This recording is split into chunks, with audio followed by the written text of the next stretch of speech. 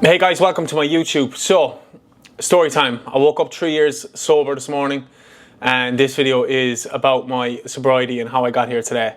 It all really started in New York City. So I moved to New York in 2016, September 2016, chasing a dream life, moving to the city full of opportunities. But lo and behold, it led me down a path, working in bars, working in the biggest nightclubs in New York City, and surrounded by chaos, drugs, and alcohol. In 2020, I moved back to Ireland, and it led me into rehab. And after rehab, I had 2 relapses, but lo and behold, I'm sitting here today alive, clean and sober, and celebrating 3 years. So I just want to tell my story, and for anyone struggling out there, hopefully this will help you and will give you some insight into my addiction. Just know, more importantly, that you're not alone, that there is light at the end of the tunnel, and if you are struggling with addiction, reach out to someone. You can reach out to me, but I hope this YouTube is helpful to you. Okay, so let's rewind a few years. I grew up in an amazing family, right? Five siblings, four brothers, 1 sister, amazing parents. We grew up in a household full of sports, music, and drinking, right? It's the Irish culture. That's what we do, right? I was a big sports kid, right? I played 5-6 sports always, but I've put my focus on rugby. I ended up going into a rugby school in Limerick. I spent 3 years there, and I was trying to pursue this career in rugby. But looking back at it now, I have so much perspective on my decisions in my life and what I did. But drinking was always there. I will say that the drinking and the partying side was always there, and it's a big part of rugby. So I moved to Australia when I just turned 21. I was there 2 years working, playing rugby. And I eventually stopped playing rugby. I called my father one day and I was like, I don't want to play rugby anymore. As soon as I stopped playing rugby, I went down into fitness again. Fitness was always there for me. But the partying side really took over. That's when I started dabbling in drugs and more alcohol. 2 years later, I moved back to Ireland for a 6-month spell, but I had my eyes set on New York. I had just started modelling. I'd done my first shoot in Australia, and I knew New York was a potential place to get signed. So I moved to New York. My brother Rory was there, and that's where cocaine comes into the picture, right? Did my first line of cocaine when I moved to New York, bought my first bag of cocaine when I moved to New York, and I was bartending, right? I thought I was living the dream, but I went down this lifestyle of chaos, really. So I spent about 18 months working in a busy bar in New York City, and then lo and behold, I got myself into the nightclubs in New York. Now, if you've been to New York, you know how big the nightclubs are, the scene, it's amazing. So I built a career in nightclubs in New York City. So as we're getting into being a promoter in New York City, right, you know, what comes with that? It comes with going out 7 nights a week, drinking. The drugs, I would say, like some people say the drugs come with it, but in all honesty, you can always say no, you know what I mean? So I was always doing drugs. It went from doing it a couple of times a month to doing it every week. So, you know, it was there for me as well. But I never put blame on anyone. You know, I want to make that clear. Like, every decision I made in my life was my own decision. And so I just want to make that clear. So while I was in the nightclubs as well, I was getting casted by MTV. I was getting messages from different shows. And I ended up getting this MTV show called MTV Are You The One? And I thought it was going to be my golden ticket, right? Lo and behold, that show was cancelled. And then comes Love Island USA, season 1. So in that period of time when I knew I got the show, I pulled back on doing drugs. I was more focused on my fitness. I was still drinking. I was still drinking twice a week, but in comparison to what I was doing 5, 6, 7 nights a week, it was very little, or at least it seemed at the time. But I was putting so much on this opportunity with Love Island that I thought this is going to take me out of the chaos from my job in the nightclubs as well, and my habits with drugs and alcohol.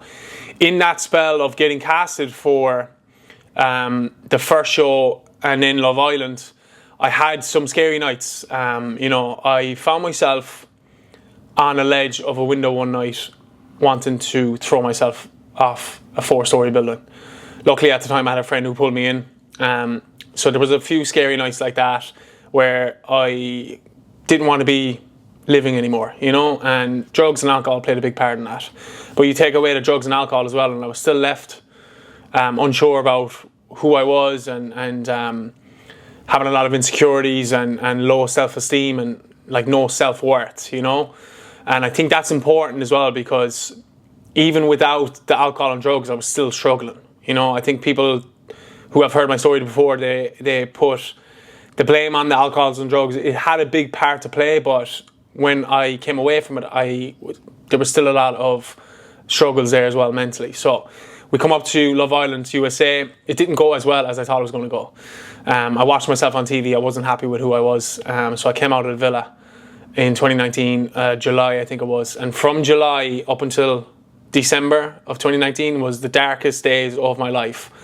I wanted to kill myself. I was using almost every day. I had a dealer come into the house, cocaine, Adderall, weed, ecstasy. Sometimes it was everything, but it was mostly cocaine and Adderall that I was addicted to, and I couldn't stop doing it. So I called home. I called my mother, terrified, scared, crying, letting her know everything that was going on. And then within 4 days, I believe it was, my brother Liam flew over to New York City, and within a few days we were back in Ireland.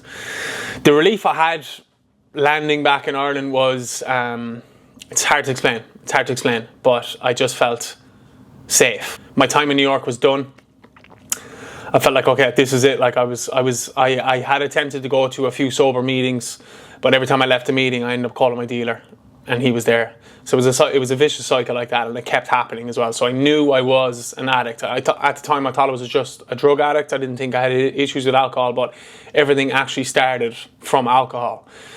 So I'm back in Ireland, and what I will say, not many people know this as well, ITV Love Island actually covered my rehab expenses. I was broke at the time. I was actually in a lot of debt between not paying taxes. I owed money to the dealer, everything else, rent, stuff like that. So I found myself in about $25,000 of debt. So I'm back in Ireland, but I had a lot of work to do. I ended up getting into this rehab house, sobriety house, whatever you want to call it, sober home, sober living, in County Clare, where I'm from. So I go in there for a month. It's an absolute exhausting experience. Like, it was more exhausting in there than it was in the Love Island villa, obviously, because you have to get honest. You kind of have to get down to the root. Okay, why am I doing this to myself? You know, I'm not going to get into the nitty gritty stuff as far as like why I was drinking, because that's very personal.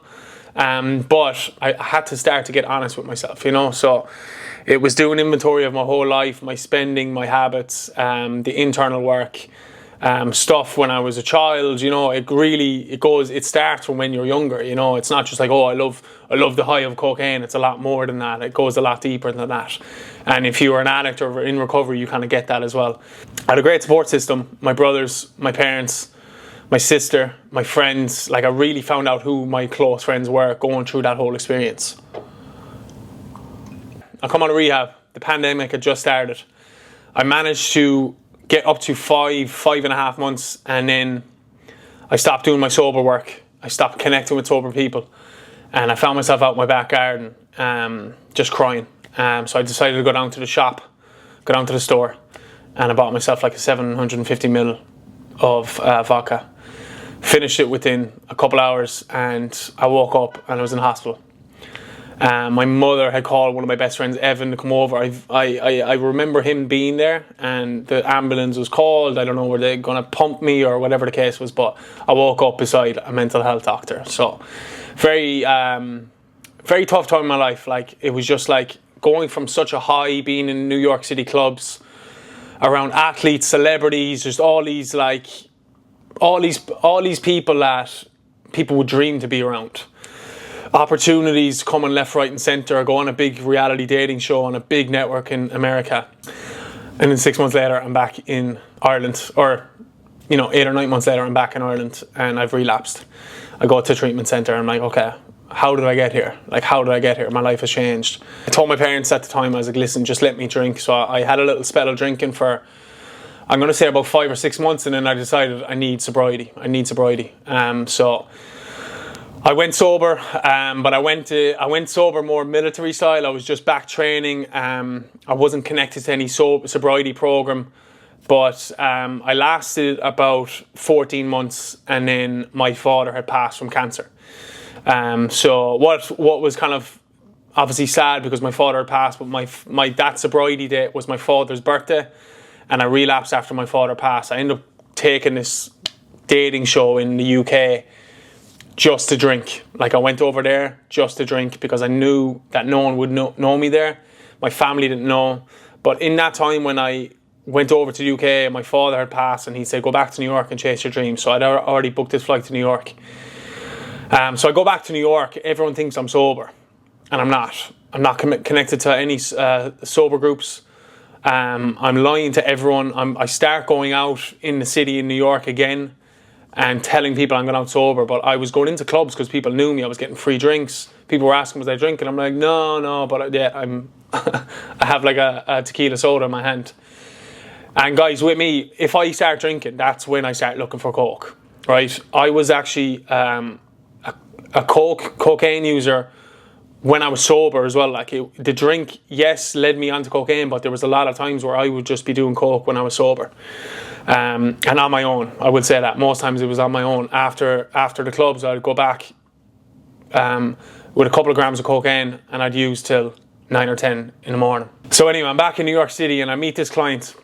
He's about 11 or 12 years sober. Long story short, he calls me out on my bullshit, and he said, we're going to go to a sober meeting tomorrow. So I go to a sober meeting tomorrow, and you know, what I will say, it took me a few months. I wanted to drink, I still wanted to use, but if it wasn't for that fella, you know, I don't know what I'd still be here, because he really helped me in my early recovery, really did. And they always say, like, you know, there's no coincidences in recovery. You'll meet people that you're supposed to meet, and I really truly believe that I was supposed to meet this guy because he led me on a path that led me here today. So I got back into my sober groups and everything like that, and slowly but surely life was getting better. I won't say it was perfect. My life still isn't perfect today, right? I still struggle with everything. Life is difficult. But in early recovery, cravings are still there. My thoughts are always racing, like, should I be doing this? I'm going to meetings every day. New York City sobriety is amazing. What I will say, guys, New York City sobriety is amazing, right? But, you know, I've had a few relapses, so I'm always a little scared of, like, will I relapse again? Like, so I always have to think of people, places and things, like the people I'm around, the places I go, which is my environment, and the things I do, which is essentially my habits in life. But these things I'm going to say now are very important, especially when you're in early recovery. Having a community, having a sober community, getting honest, and just handing it over to whatever you want to believe out there, right? If it's a God, if it's a spiritual side of things, just hand it over, right? Know that someone is guiding you all the way. But community is a big part of that, and that goes for, like, your work environment. It could be like a gym environment, fitness community, sober community, whatever the case is. Having community is super important, because if you're alone, that's when your thoughts start taking over again. And if you're an addict, your thought process is a little different. It's a little wild. And for anyone that doesn't understand this, that's fine. You don't have to understand it as well. Some people, you know, will only actually understand it if you go through it as well, or if someone knows someone who has gone through this, they might understand it a little better or a little easier. Recovery is difficult. What I want to cover is stuff that I've gained in sobriety, right? And I'm not going to get into the nitty-gritty stuff with this, but clarity, confidence, a purpose in life, and a new relationship with myself. That's something that you really have to work on in your recovery. It's the people who you surround yourself, but it's the work that you do on yourself internally as well. Because I was a big believer that, don't get me wrong, fitness has changed my life for the better, but I also do fitness internally as well. So journaling, meditation, my sober groups, anything that will help you internally, and that's going to help your thought process. Sleeping 8 hours a night, drinking water, eating good. This all goes into it as well, you know. Really found who I was and what my purpose was in life, and it was to help people, you know. So that's why, you know, I really gave it 100% with my fitness, my business, my online coaching, my personal training, and, you know, good things started happening. I started getting booked for big modeling shoots. I started building relationships with friends, my family, you know. People were trusting me. Like, people looked at me and were like, oh, we can trust this guy, you know. And that was something that I never had before, you know, or at least in my addiction I didn't have, because I was unpredictable. I was very unpredictable, or if I said something, I would go back on what I said, you know. It was hard to trust me. So a lot of things that I would have been terrified of in my addiction was facing difficult things in life Like it could be financially, mentally, emotionally, physically, relationships, whatever that looks like, I would run from, right? That fight or flight, I would always run away from. But now in my sobriety, I'm able to confront difficult things in my life, whether it's my business, my relationship with my family, my relationship with myself. I'm able to confront them, you know, I'm able to tackle them, I'm able to handle them because I have the tools that I've learned through my sobriety. You know, I think that's important because a lot of people will live in fear, and fear is really going to hold you back. I'm a believer that a little bit of fear is actually quite healthy because it keeps you on your toes, it keeps you ticking away, it keeps you on track of your goals, on track of your mental and your physical well-being as well. So look, if you're still with me on this video, look, I went to rehab, I did a lot of drugs, I struggled with my mental health. It's no joke, right? I don't hold back that anymore. I think it's important to face the reality of your past as well, right? Don't hide away from it. Don't live in it, but learn from it. That's what was told me in early recovery. Learn from your past, learn from your struggles. If it happens again, that's fine. You have the tools to confront them as well, you know? Recovery isn't going to be perfect, but you want to progress week by week, but just keep it in the day. That's super important. If you're struggling, keep it in the day today. Do not look too far forward in the future because it's gonna absolutely scramble your head and your headspace. And your headspace is everything, guys. Your thoughts don't actually always go into action. Your thoughts come and go, right? So don't always tune into your thoughts. Don't always listen to your thoughts because you have like thousands of thoughts that run through your day. And as an addict or someone who struggled with alcohol and drugs, it's a dangerous place. So learning to just be present, meditate, breathe, talk to someone, pick up a phone, get honest with someone, let people in your life, you know. People are there to help you, right? People help people, and I think that's a powerful thing, and that's going back to the community side of things as well. But I will leave you guys with this, right? If you're someone who is struggling right now, reach out to me, reach out to someone. You cannot make this on your own. I will say that. I've tried it before. It's not possible. Sorry, it might be possible, but you're better off doing this with a community and with people who you can relate to. That's super important. But yeah, guys, I'm here sitting 3 years sobriety, no drinks, no alcohol, no drugs, no cocaine, no Adderall, no fucking bullshit that's going to hold me back in my life because I live a life of freedom today, right? My life isn't perfect, right? I'm always striving to be a better person. And there's always work to be done as well, like, you know, and I don't want to make that sound like, oh my God, I don't want that to scare you off. I want that to excite you as well, because the possibility in sobriety is endless, guys. It's absolutely endless. The amount of successful people I've met in the sober rooms, and I'm not just talking about their career, I'm talking about like who they are as a person. It really got me excited when I was getting sober early on, and so yeah, it's just like, you know, I found my purpose in life. It's to help people. It's to spread a message on sobriety and recovery, and to kind of hopefully inspire people and hopefully help a lot of people out there as well. It was one of the first things I said to my sister when I came out of rehab. I was like, I want to help people, but it was too soon. I needed to help myself. You need to help yourself in order to help people. So lots of gratitude, guys. I really appreciate all your support, and I hope you've made it this far. If you have any questions on recovery, sobriety, even if you don't have an addiction problem, but you just want to see how sobriety looks, don't hesitate to reach out, message me. I always get back to people who message me on sobriety. I always do, and I'm not lying on that. Like, this is a channel of honesty and vulnerability and progress and fitness and mindset and everything, that all those good things that strive for progress in life, you know, and just to be a better human being. And I'm just super grateful for everyone who has helped me on in my life, my sobriety, and I will show you this, that recovery is possible. This is my 3-year sobriety coin that shows unity, service, recovery, and just that expresses how good it can be. A simple coin that might not mean anything to you, but this is one of the best days of my life. Every anniversary is one of the best days of my life. So just a huge shout out to my family, my girlfriend, my friends, my day ones. I love you all, and if you're new to the channel, guys, subscribe, like, and if you want to drop a comment, anything on sobriety or fitness, I'll get back to you as well, guys. I appreciate you watching, guys. Love you all. Legends.